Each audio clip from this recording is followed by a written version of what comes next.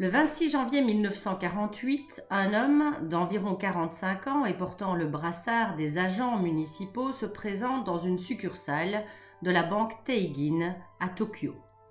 Il explique au personnel qu'il est épidémiologiste et que les autorités d'occupation américaines l'ont chargé de vacciner la population contre une épidémie de dysenterie. Les 16 employés et clients prennent le comprimé et les quelques gouttes de liquide qu'il leur propose. Bientôt, ils agonisent en se tordant de douleur sur le sol. Le meurtrier enjambe les corps, puis fouille la banque et s'empare de l'argent qui s'y trouve, la somme dérisoire de 160 000 yens, équivalent à quelques 1200 € aujourd'hui. Le crime aurait été parfait si toutes les personnes ayant avalé le cyanure avaient succombé. Or, 4 d'entre elles survivent et donnent le signalement du criminel.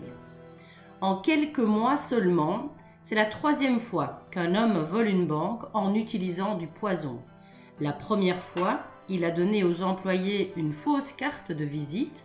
La deuxième, il leur en a présenté une vraie, celle de Shigeru Matsui, du service de prévention du ministère de la Santé publique. Ce dernier, dont l'alibi est vérifié, explique à la police qu'il a échangé 92 cartes de visite au Japon. Cet échange constitue un véritable rituel. On prend sa carte en même temps qu'on prend celle de l'autre. Heureusement, au dos de chaque carte reçue, il a noté le lieu et la date de l'échange.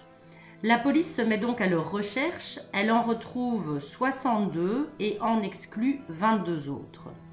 Bientôt, parmi les propriétaires des 8 cartes restantes, la police met en cause un artiste célèbre, Sadamichi Hirasawa. Incapable de leur fournir la carte de Matsui, il assure l'avoir perdue en se faisant voler son portefeuille. Il n'a pas non plus d'alibi.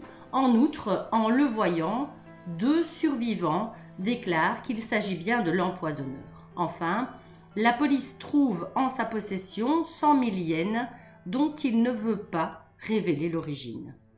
Arrêté le 21 août 1948, Hirasawa clame son innocence. Un peu plus tard, il avoue, puis se rétracte. Lors de son procès, en 1950, il explique que ses aveux ont été dus à la contrainte et à un excès de folie. Condamné à la peine capitale, il passe 32 ans dans le couloir de la mort et finit par succomber à une pneumonie à l'âge de 95 ans. De toute évidence, aucun homme politique japonais n'a voulu signer son arrêt de mort parce qu'il n'existait pas de preuves matérielles de sa culpabilité.